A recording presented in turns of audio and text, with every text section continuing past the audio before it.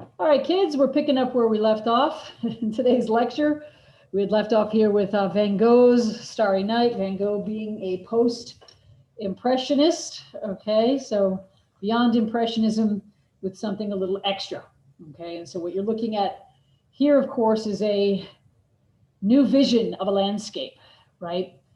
Because this one is painted emotionally, all right? And a lot of it may have to do with the impending doom that was coming to Van Gogh, all right? And the idea that he suffered quite a bit from depression and anxiety and that sort of thing. And of course, this was painted not that long before he died, right? I think I mentioned in class, the belief is that he committed suicide. Although, and I didn't say this in class, recent research has suggested that it is possible that somebody shot him. Perhaps some of the local teenagers or something were playing with a gun and it went off and shot him in the stomach, and he didn't want to tell on the kids or something of that nature, and so he suffered and died. So there's also another theory. Aren't you glad you tuned in to the lecture to find out that maybe this thing about Van Gogh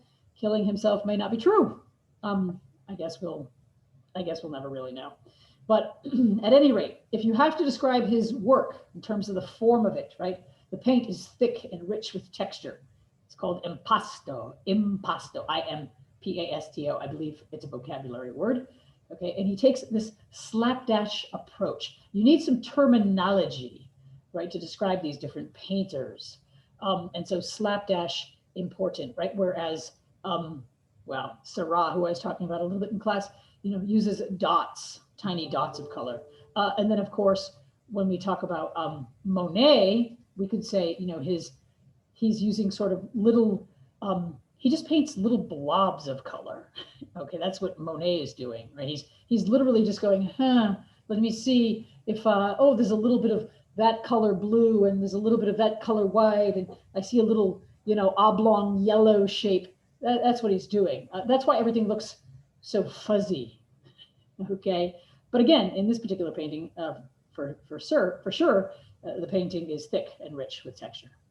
Okay, very different from Velasco, who's painting in a much more academic manner.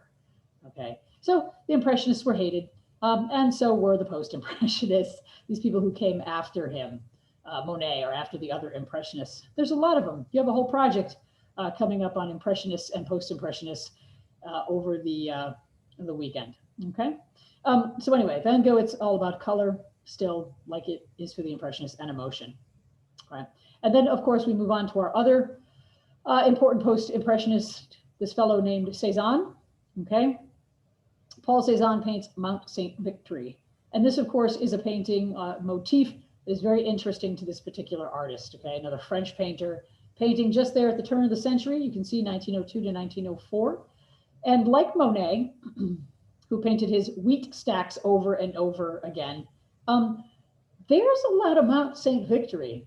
Don't believe me? Google it. You're going to see all different versions of this mountain, all by Paul Cézanne. Okay, and so right away when you look at it, you might think, well, the form looks a bit dissolved, I guess, in some ways. It looks less, the painting is not tight like a neoclassical work of art. All right, but it's not as fuzzy as Monet's Impressionist pieces either. So what's happening here? Here we have an artist who is loving the Impressionist movement, but like all post-impressionists, he kind of has his own unique style. And so if I have to talk about the way Cézanne is painting, I have to talk about the way he applies the paint. And I call that, and you're welcome to steal this for an AP exam coming near you, okay? If Van Gogh painted in, a slapdash method, I would describe this as painting with color patches, because that's what it reminds me of. It was like a patch of color just kind of placed on the canvas. Okay, and these paintings took Cézanne a very long time to do. I know it doesn't look like it. Van Gogh painted very speedily, not so much with Cézanne. Okay, and what he's trying to do here is use color, but not use color to express emotion, like the very sad, perhaps, and spooky Starry Night. Instead, what he's doing here is actually using color to try to build solidity. What was that word she said? She said solidity, solidity, okay? In other words, he's trying to actually bring back the idea of solid form, but through color, through using color, instead of shading, okay? So it's not that artists didn't paint with solidity, they did. If you're a neoclassical artist and you paint the Oath of Horatii and you're David, the figures look sculptural. Why? Because of the shading, because of the chiaroscuro. Here, we don't got no stinking chiaroscuro. Where's the shading? There really isn't any. Okay, it's just different ways of using color. Certainly using color, he uses different hues. Hue is just another word for color. H-U-E, hue. He uses different levels of saturation. So sometimes the colors are brighter. More saturated colors are brighter, and less saturated colors are duller. Okay. And then, of course, he uses this knowledge that we have warmer colors that pop. Okay. And so warm colors in a painting tend to come forward, they pop at you. And then cool colors, like he uses up here for the sky and the mountain, these things recede. Okay. Like a man's hairline. Okay. They recede, they go backward, they go back in space. And so he's creating a sense of space in this painting, right? As most landscapes have foreground, middle ground, and background. We have that traditional, right, thing set up here, right? And by thing, I mean spatial. The way most landscapes are set up spatially, right, with a foreground, background, and middle ground. And we have this here as well, but not in the traditional way. If I back up just simply to, oh gosh, even Seurat has more of a, determined foreground, middle ground, and background, right? The foreground is mostly in shadow. The figures are darker, the ones that are sitting kind of in the dark green grassy area. It's probably shade, right, thrown by a tree that we can't see in the painting. And then, of course, as you move to the middle ground, you see the park is much lighter. The sun is hitting the woman with the red umbrella and her child. And then, of course, the background has boats, okay, next to what looks like perhaps a beach on the other side. Looks like sand over there, or perhaps a white wall. I think that's sand. I think this is sand. Okay. And then, of course, when you get back all the way back to guys like Velasco, this is very, right, landscape normal, right? Foreground with the little figures in it, middle ground with our hill of Tepeyac and the, what is it, Basilica of Guadalupe, and then the background, of course, where the mountains are and so on. Okay, so these things are very traditionally structured. And then you get to our pal Cezanne, who hints at it.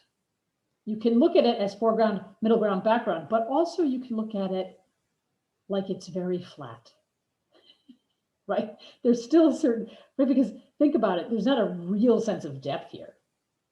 The painting itself is very flat. What's that a remnant of? It's certainly a remnant of Japanism, okay, which we talked about before as well. Okay, Japanism is that idea of loving flatness. Flatness is in with the Impressionists. Even Manet, right, who painted Olympia, she's flat. Okay, she's not a very well shaded, okay, nude figure. Okay, and this is not a very well shaded mountain. Okay, because he doesn't care so much about chiaroscuro. He cares about applying these color patches to suggest solidity of form. And perhaps some depth just by saying, hey, these warm greens here pop and these cool blues recede. Okay, so if there's an artist that you need to talk about form, formal qualities, really well about, it's definitely Cezanne. Like, you have to be able to understand Cezanne in terms of what he's doing formally, because the subject itself is just this mountain over and over again. Well, it's not just the mountain. If you look carefully, you'll see, oh, there's a bit of a road here. It's a road, some houses, okay? But the planes of the houses break up. You've got like, you know, this red roof, and some of that red color leaks into the land, right? You guys see that? When you watch the video on Khan Academy, I think they zoom in on an area like this. And the idea of these houses becoming fractured, broken forms that leak color into other areas. This is the beginnings of what will eventually be a 20th century style known as Cubism. I will be referring back to Cezanne in another lecture. Okay? Okay, that's it. Post-Impressionist, Cezanne, design matters. It's all about color. It's all about color patches. All right, let's move on to another topic. Okay, we've got the next topic being the rejection of the modern world. We've been talking about modernity, right? Woo, yay, progress, making stuff we can all use like trains, okay? And not quite planes, but automobiles, okay? This is where we are in terms of history. The modern world, wide cities in Paris, the boulevard, okay, was invented, right? They got rid of all those terrible little medieval streets and they paved these wide roads. Seems like a great idea. Mostly it was just to get the army down the road faster if they needed to, but either way, regular people benefited. All right, but not all artists loved the modern world. In fact, Van Gogh didn't really love it. He often retreated to much quieter rural areas of France. Dutch artist, by the way, Van Gogh, but you know, many of his paintings are out in the countryside because he didn't love the modern world. And they'll talk about how he didn't love, you know, unnatural light. Okay, that's why you got to watch that video I posted in the web pages on Van Gogh. Okay, the light sources in the world were, you know, lamps were being lit in the city. We're not too far away from the invention of, you know, the light bulb, but light that wasn't just from the stars of the moon is unnatural light, right? And so these are the kind of things that many of the artists were saying, ew, I don't like this busy new world that we're in. All right, and one of those artists is right here on this page. His name is Gauguin. We'll be looking at his work. All right, he was a friend, this guy here, Gauguin, of Van Gogh. And we'll be looking at a work of art by Gauguin momentarily. But we are going to start with a man who you are familiar with, you just don't know it yet, who's a symbolist artist. So we have another ism here, kids. Okay, sometimes they refer to Gauguin, by the way, as a post-impressionist, but he is also a symbolist. Okay, what are the symbolists interested in? Now, they are interested in the imagination. Oh, fantasy, right? They will change the formal qualities of their art because what are they interested in expressing? Modern psychic life. Like, what do the modern people have to deal with psychologically? And this is what the symbolists are all about. So we start with this very famous symbolist piece. Okay, turn of the century piece, 1893. This, by the way, there are 4 versions of this very famous work of art called The Scream. I think currently it is the work of art that may have sold for the 2nd largest sum of money ever. I think, I know it right now, it's the, there's a painting that they believe was by Da Vinci that has sold for, oh gosh, I don't know, $430 million, something like that. But this got quite a price. They sold this work of art. It kills me that they sold this work for so much money because it's pastel on cardboard, okay? And of course, The Scream is a very symbolic work of art. Gone is the realism, right? This is not realism. This is not romanticism, okay? This is not neoclassical, right? This isn't even impressionism. What is this? What am I looking at? I'm looking at some person, I cannot tell if it is male or female, holding, I guess, his hands to the sides of his head. His head's kind of shaped like a light bulb, and his mouth is open, his eyes are wide, and he's barely got a nose, and he's letting out this scream, I guess. And also, he is hearing a scream because he covers his ears. Is he screaming so loud that he doesn't want to hear himself scream, or is something else screaming? Maybe his mouth is open in pain. And this is what is suggested to us if you know anything about the artist whose name was Edward Munch. Okay, Munch, Swiss artist, if I believe. And so one day he was out walking with his friends. I know these two ominous figures here in the back look kind of scary. They look like those people in a dream when you can't quite identify who they are. And this lovely bridge that he's on seems to stretch into the distance, perhaps to infinity, like in a dream world. And you know something unnatural is happening because look at the line quality. Again, talking about form, right? The lines in this painting are so important, as well as the colors, right? Because you've got sort of this, you know, these big bands of wavy color in the sky and in the water, right? And they say this is like a Norwegian fjord, right? Like you've got the water coming up to the land here.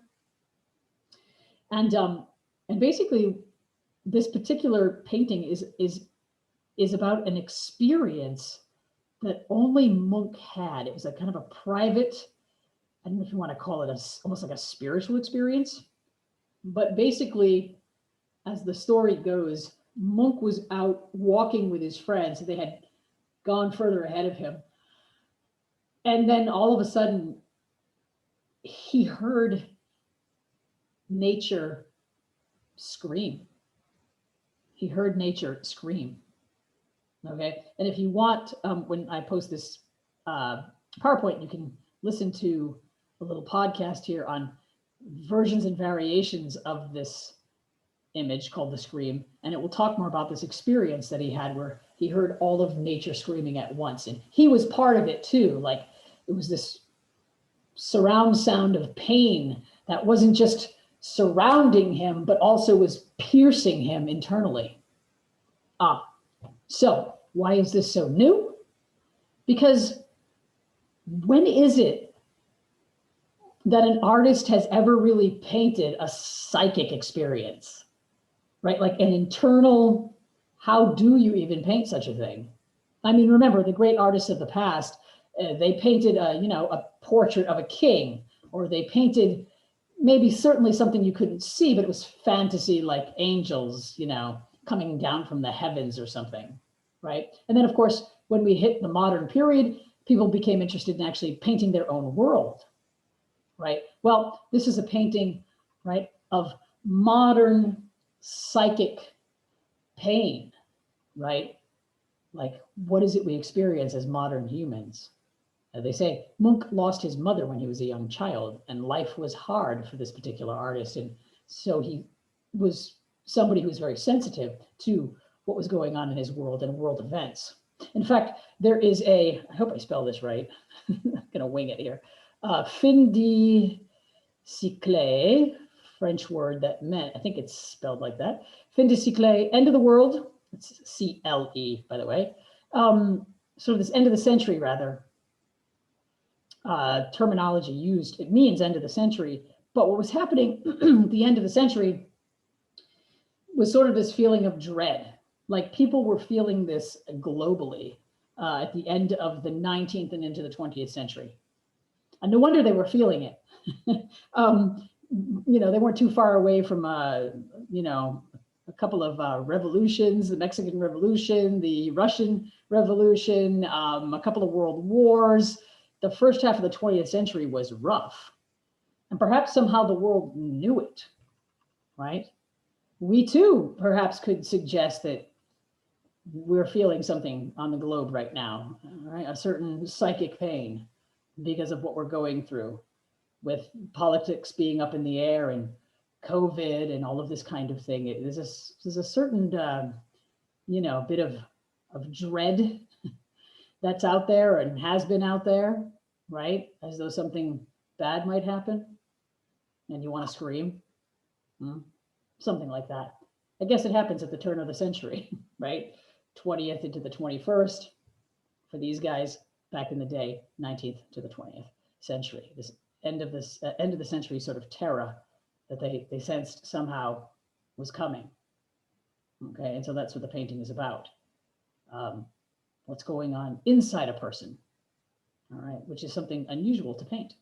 So with symbolists, the symbolism is personal, okay? It's personal, and we just do our best to try to understand it, especially if you have not had this type of personal experience. And certainly the same can be said for Paul Gauguin, who I opened with in that lead slide, who also painted sort of internal subject matter. Was he influenced by the works of art that came before him? Certainly. Rather flat-looking composition here, wouldn't you say? Okay, where we have bright and intense color, and like Van Gogh, and like I said, he knew Van Gogh, color has emotional meaning. Paul Gauguin, not a big fan of the modern world, actually fled the big cities. He was a stockbroker, gave up his job as a stockbroker, wanted to become an artist, fled to an area of France called Brittany, where he could live in the country with the country folk. And of course, you see these women dressed a little bit differently than the Parisians at the time, because they are simpler country folk, basically. And this is what he was attracted to. And these women have left church, okay? And what they're seeing, the name of the painting is The Vision After the Sermon. And of course, that's what they're seeing here, a vision. And what was the sermon about? It was about, remember this? We talked about this earlier in the year, Jacob wrestling an angel. We had this story in that, that Vienna Genesis book. Oh, so long ago, right? Jacob wrestling the angel. Now, did they walk home from church, pass a cow and a tree branch, and then say, oh, there's Jacob wrestling an angel? No, no. Where is the vision taking place? Right? Remember, this is a vision after the sermon. Well, it's taking place in their minds. They're thinking about the sermon. Right? So here is an artist trying to portray thoughts, trying to portray the internal and put it in a painting so you can see what's going on inside someone's mind or soul or psyche. Okay, that's what's happening here. And this is so rare, you know, in earlier works of art. I think the Romantics come closest to it, you know, when you had images by like Jericho where he painted that insane woman, right? The woman from the asylum, right? But still he's painting her. So you just look at her and her face looked like she was somewhat disturbed, but still he didn't paint her disturbing thoughts, right? And so in this case, Gauguin is attempting to paint what people are thinking about, which is very different from this. Okay, this is not the same kind of landscape at all now, is it? Okay, and one perhaps could even argue that this is less about land and more about people. Okay, so really interesting kinds of things are happening, right? Is there symbolism in this painting? Of course, we talked about this in class today. We know what things in this painting mean, okay, and how they tie into Mexican identity, the myths of the Aztecs, the city that the Aztecs built, now replaced by the modern Mexican city, right? The vision of the Virgin of Guadalupe appearing to Juan Diego, all of these things tying into what it means to be Mexican. Lots of symbolism, even more so here, okay? And then of course that brings us to the AP piece by Gauguin that you need to know. Where do we come from? What are we and where are we going? This is a big painting, okay?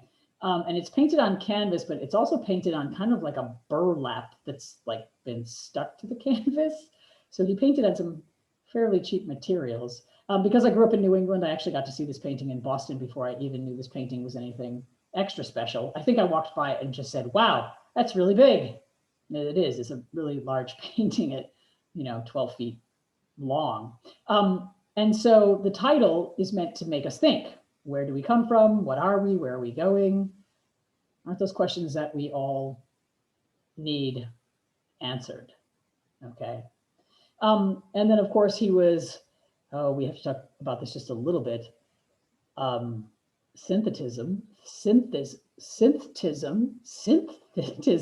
I'm not sure how you say this word. Okay. Basically concerned with what in this work of art? Is he concerned with painting a realistic landscape? No, right? What is he interested in painting? He's interested in painting right? Outward appearance of form, but it's more about the feelings, okay, of the subjects that are being portrayed, okay? But because Gauguin is often classified as a symbolist, the symbolism in this painting, and when you read about it on Khan Academy, you'll see what I mean.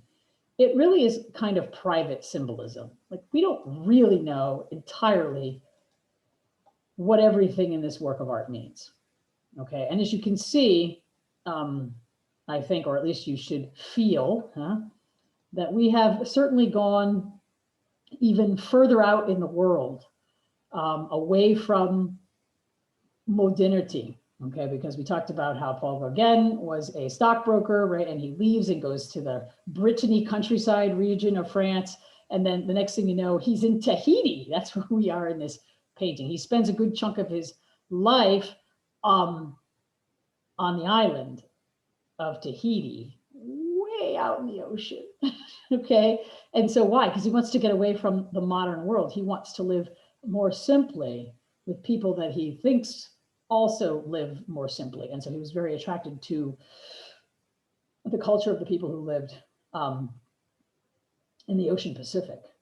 All right. And so we have a fantastic work of art here where the meaning is hard to ascertain.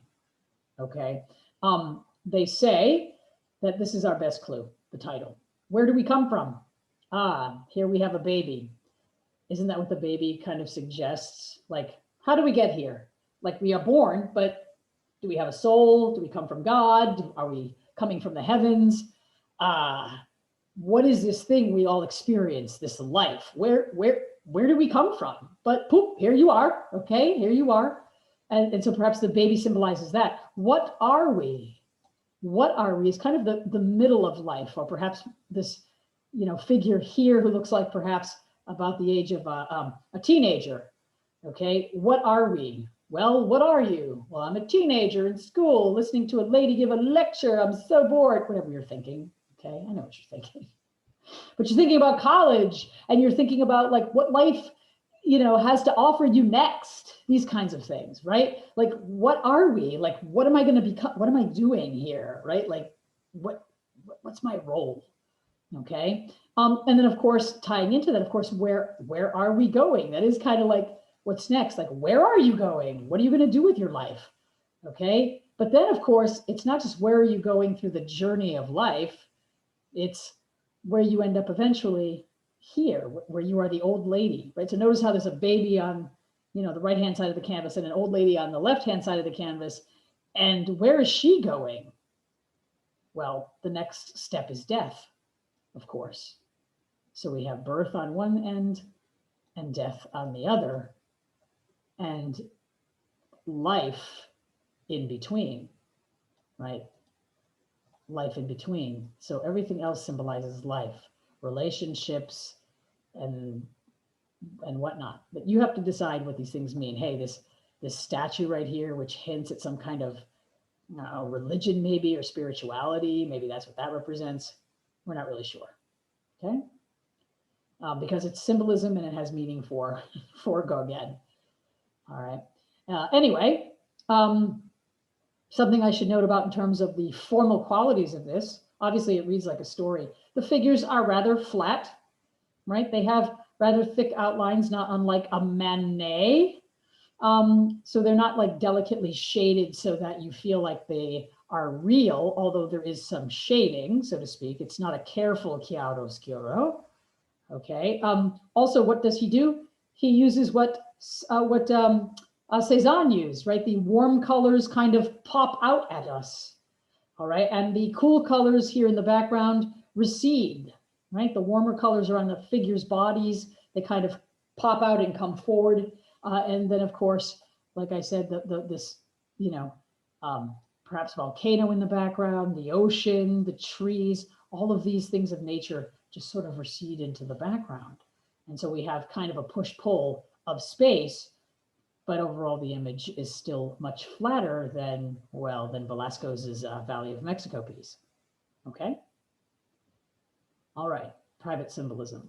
This stuff is kind of hard. It is. It's hard to understand. I think they give you a few more suggestions for what things mean in the reading on Khan Academy. So enjoy.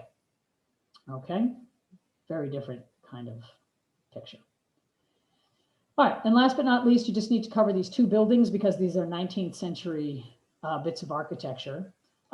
We have, of course, the Westminster Palaces. You may be familiar with this because of good old Big Ben.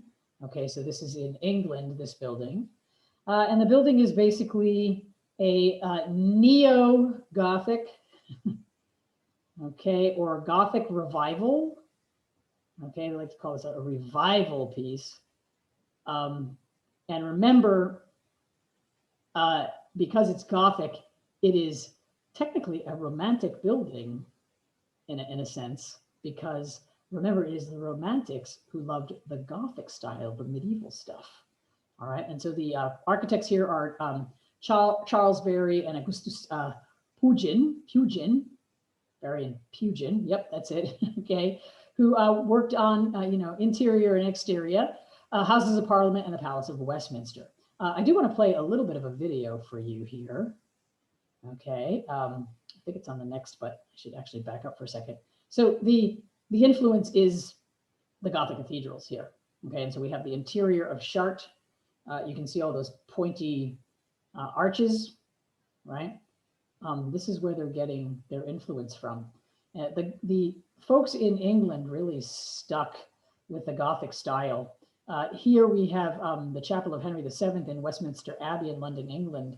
And you can see that it advances, it turns into these are, the vaulting here is called fan vaulting because it kind of fans out. And the style is perpendicular Gothic because your eyes go up, right? And all of the rich wood and detail, this is all Gothic. Why did the English pick Gothic? Well, because the French picked neoclassical and the English and the French kind of hated each other. So if the French were going with, ancient Greek and Roman stuff, that the English were like, we're not going to do that. We're going to make sure that, we have our stuff rooted in other styles, like neo-Gothic, okay, or Gothic revival. All right, let me just play this short video.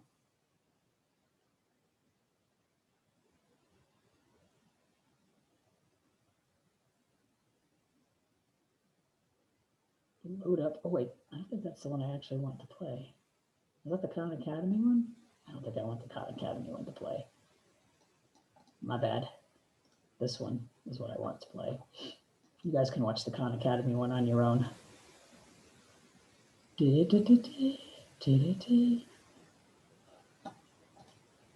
Okay, this one's short, I promise.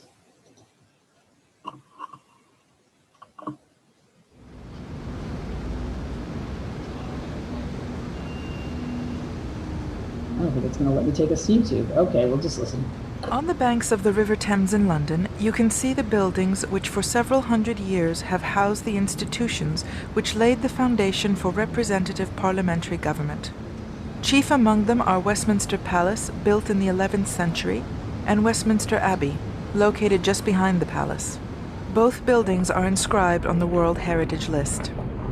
Westminster was a royal residence until the 16th century, when the royal family began to live in various other palaces throughout the country during the year. Westminster Palace then became the home of the two Houses of Parliament, the House of Lords and the House of Commons.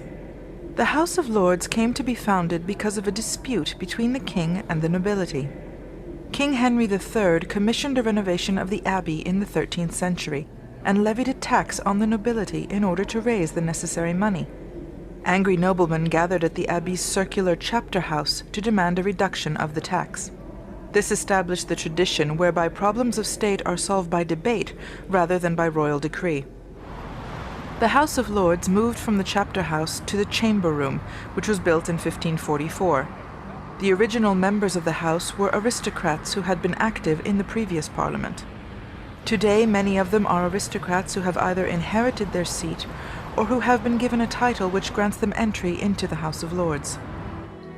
Members of the House of Commons, on the other hand, are elected by ordinary citizens to represent them. A large red sofa sits in the center of the Commons Assembly Hall. It is called the Woolsack because, as per tradition, it is stuffed with wool. It was placed in the hall as a sign of respect for the founders of the House of Commons, known as the gentry, people who held no titles but had made great fortunes in trade, especially the wool trade. During the 13th century, wool was a major export, and it was said that, quote, half of British wealth rides on the back of sheep.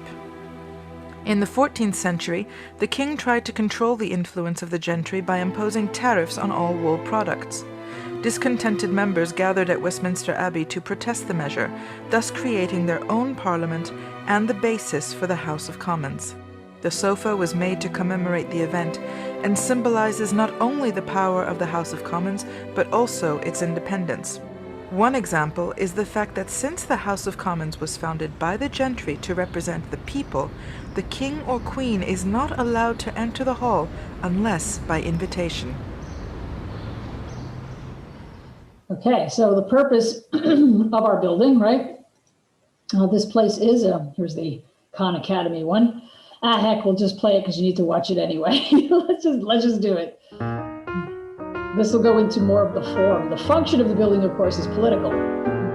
We're looking across the River Thames at the Houses of Parliament in London. It's tempting to think that this was built hundreds of years earlier than it was. It was built in the early Victorian era. There was a great fire in 1834, and it burned down the old palace that had been here. And there was a competition that was held for designs for a new building. The competition had the stipulation that the new structure had to be designed in one of two historical styles. It had to either be Gothic or it could be Elizabethan, that is, from the time of Shakespeare. There were something like 97 entries to the competition, and the vast majority were in the Gothic style. So that's why this looks like it was built hundreds of years before. It's in the style of the Gothic, which dates from the late medieval period. The competition was won by an architect whose name is Charles Barry, with the assistance of Augustus Pugin, who was responsible for the interior designs as well as the stained glass and some of the exterior decorative forms. Pugin was known for his love of the Gothic, for his belief in the Gothic as the right and true moral style of architecture, and also a style of architecture that was associated with Englishness. This is why the competition stipulated it needed to be Elizabethan or Gothic. We think about the Gothic as French, but in England in the 19th century, the Gothic was English. I think it raises the issue, why was the 19th century so fascinated with reviving older architectural styles? What was that about? And of course the reason has to do with industrialization, with the new modern world and the way that unsettled people. Well, the modern era seemed ugly. Period of factories and steam engines. It seemed like there was nothing beautiful about it. When they looked at the past, they saw the beautiful architecture of the Gothic period. They looked at the classical past and they saw beauty. But when they looked around them, they didn't see beauty. They saw the industrial world. This was now a period when you could buy cheaply made goods for the first time, and the old systems of handicraft had been replaced. People had moved from the country where people had learned through apprenticeship traditions of making things, but now things were being produced by factories, and it was an unsettling period. So I think it's natural that people looked back to historical styles, especially a building like this, which was meant to be the seat of government. And is still today the seat of government. This is where the House of Commons meets. This is where the House of Lords meets. This building represents the parliamentary system. So I'm going to pause it here just for a second. Two of the details that you need to know for this work of art, okay, this building, is the central hall, right here, the lobby, which we'll look at momentarily, and also Westminster Hall, which is back here. And that fire they talked about burned everything down, the older building, before it was the new Gothic revival building that you're looking at now.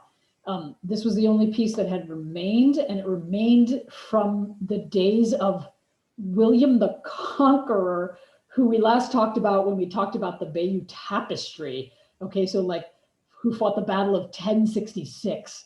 Okay, so this piece is kind of like hecka old from the Middle Ages. Okay, and they've incorporated it into the overall design of the much newer, more modern building. You're right, it had to really speak of tradition. But it really speaks of a kind of falsehood. This is not the Gothic, it is a modern invention. In fact, the building itself uses quite a number of modern innovations in its constructive techniques. It's an enormous building on a concrete bed, certainly not a medieval tradition, concerned with ventilation. In fact, the central tower was added to the design in order to help support ventilation in the building. And so this building really is a product of the 19th century. Architectural historians call this the Gothic revival. And the Gothic really did stand for a kind of Victorian fantasy, a 19th century fantasy of medieval artisan craftsmanship, of a time of really taking care in making things by hand. And so we look at this and we just see an architectural style,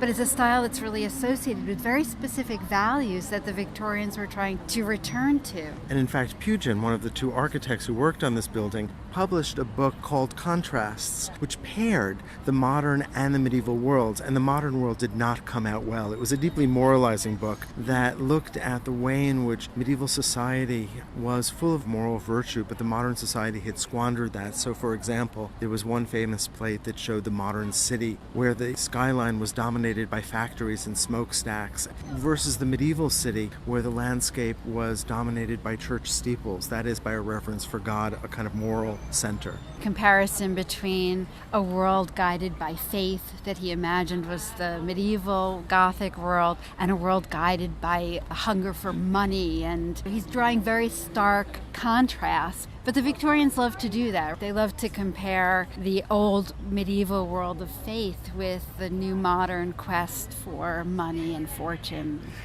And so it's important for us to understand a building like this within that Victorian context. Let's get back to the building itself. We see this magnificent exterior that just spans the edge of the River Thames. And we can see this reference back to the medieval style of the perpendicular Gothic. And in fact, it was very self-consciously based on the Chapel of Henry VII in this late Gothic style that we know as the perpendicular. That's just at the east end of Westminster Abbey, which is a building that is just behind this one. And here we can see these large windows, an emphasis on the rectilinear, on the vertical, on tracery and lacework. We can see that each window has at its top tracery work that divides the glass up, almost like a filigree effect. The architect is really maximizing the window space, and this is a feature of the High Gothic. Barry had traveled extensively and really loved the classical tradition, even though he's building here in this faux Gothic. But if you look closely, you can see Barry's interest in the classical. Look at the regularity of this facade. Look at the sense of rhythm and balance.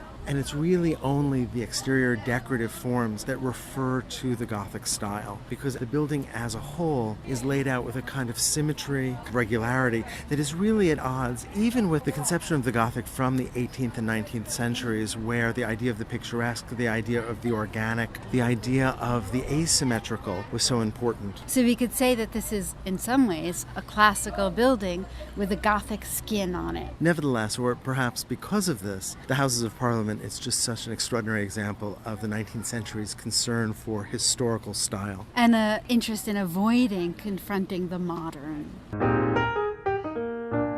All right, I saved you from having to watch that later. It made this a little bit longer, but hopefully that's okay. All right, come on, let's get rid of that. All right, so yeah, this part of the lecture, right? Reviving the old. Okay, which is basically what they're doing here. And so we have, I love how they talk about it looking like a Gothic building, but at its bare bones, it's got a little bit of the touch of the classic there, in part because it's 3 layers and it's very symmetrical. I just wanted to back up, not that far, to where I put the title here, Reviving the Old. That's what we just did, right? We're reviving the Gothic period. This is something, okay, that happens in the 19th century, right, in England. But the other part that we have to consider too is rejecting the old. And so if this building brought back, the olden days, medieval period, then the next building that I want to talk about, oh, and by the way, click here on the PowerPoint because it tells you about the central lobby, and click here. This is that old hall I was telling you that comes from the original. These are the really fancy hammer beam architecture, these arches that are pointy, obviously Gothic. I think this is the hall where leaders of the world are invited to come to England. They speak in Westminster Hall.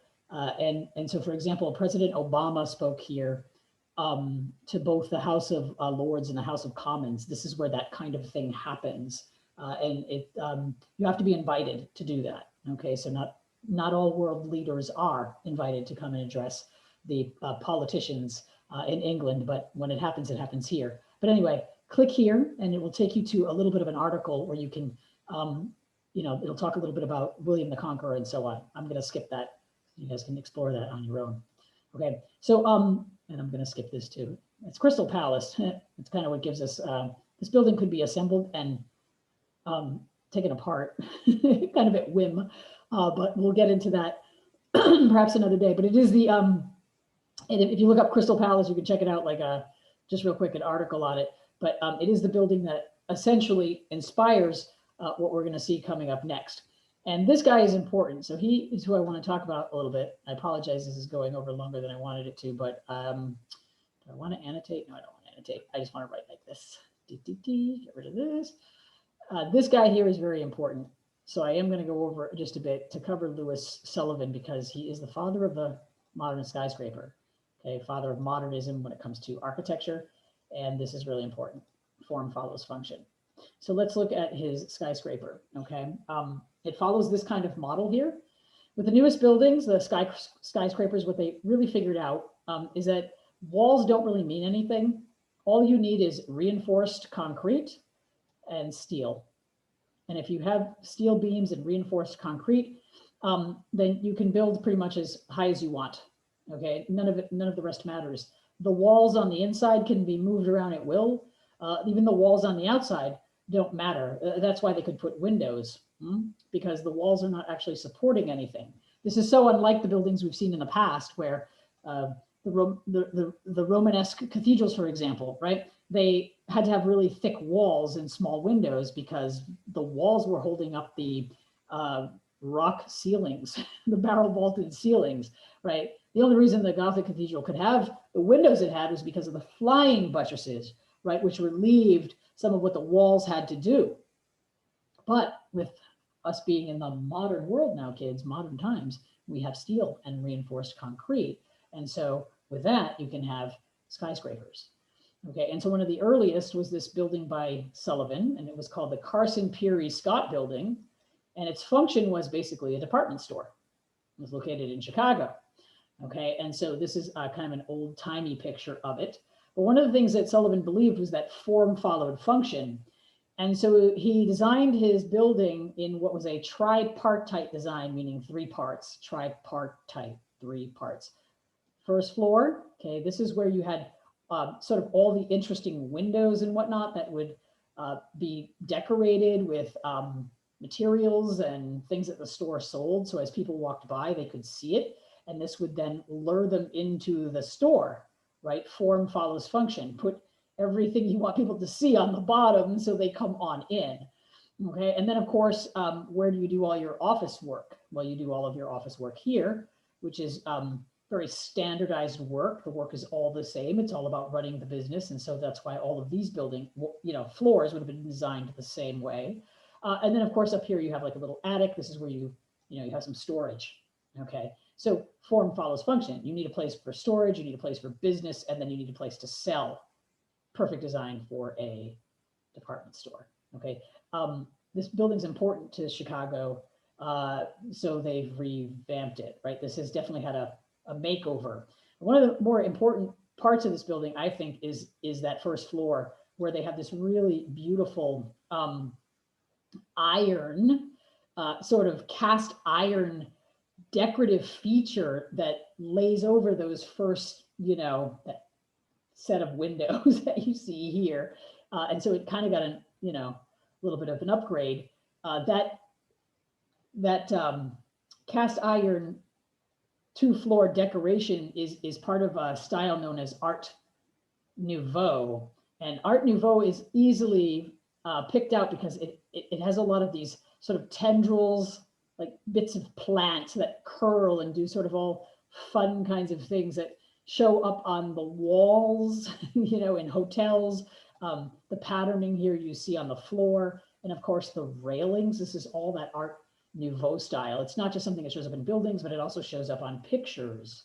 Okay, Art Nouveau, just like this new style that's incredibly organic, not unlike Rococo, but of course it's much more linear. A lot of the posters and whatnot, almost like cartoons or something that have been colored in. And so that's what you're seeing here, this sort of fanciful, very organic style that has been applied to this iron, frontispiece basically for the building, so that this really draws in the eye of the visitor. Okay, what are they using this building for today? It's no longer Carson Pirie and Scott. The time these photographs were taken, I believe it was a Target, a Target department store. So you can go to Target through this very fancy door, I believe. Okay, so you can see the detailed work here. And of course, here's a close-up. Okay, and there's kind of this mirrored reflection that you see here as well. So this is typical of Art Nouveau. So we have a modern skyscraper. Now, the thing that makes it interesting is that eventually all of these kind of fantastical details disappear from modernist architecture, because true modernist architecture tends to strip out all this extra like stuff, even though they consider Sullivan the father of it. He definitely was interested in details. At the very top of the building, he has kind of this heavy cornice. That's what this is. And as you can see, it is very decorated. This is all, I believe this is all terracotta. He has terracotta here that has been obviously shaped and sculpted. Terracotta is a clay. I think the last time we talked about terracotta, we were probably talking about some Etruscan sarcophagus or something like that. Okay, so he's literally using terracotta to decorate a skyscraper. And then of course on the windows as well. So we have these horizontal windows are called Chicago style windows. They actually have 3 panes of glass. You can see one here and a skinnier one here, and then there'd be another one that's kind of tucked away. Can't quite see it because of the angle of the photo, but basically 3 panes of glass per like window section. And then again, all this terracotta decoration everywhere. So this particular skyscraper is actually quite ornate, even though future skyscrapers will become rather blah, and there'll be more glass and less terracotta as we move into the 20th century. But certainly you can see where that first slide I started with, where I said the walls wouldn't matter, you can see why this is a modern innovation, right? This is a steel building with reinforced concrete, and there are no walls. I mean, there are walls, but they don't matter. All you need are these beams kind of coming through. It matters that the floor and ceiling have support. The walls can be full of glass, right? The windows, it doesn't really matter. This allows us to have these wide open spaces. Now, why do you want these wide open spaces? Because it's a department store, and you can just set up, right, your aisles with merchandise for people to wander up and down and purchase. So this is a great design for a store. Look at all the space, right? Look at all the space that the modern world has brought. All right, and so that's it. Okay, test next class. Don't forget, if you're listening to this lecture on Tuesday, that on Wednesday, I will be having a little tutorial. I put a page up. I'll be sending out an email that gives you some of the main highlights to study for Unit 4 ABC. It's already in the module as I currently am recording this, and so you guys should check it out. And then come see me tomorrow at 2, like I said, running a special tutorial just for AP kids, so we can talk about this test. If you feel like it's been a lot to digest and you have some questions, please come see me. All right, I'm going to go ahead and stop the share and then stop the video. I thank you for joining.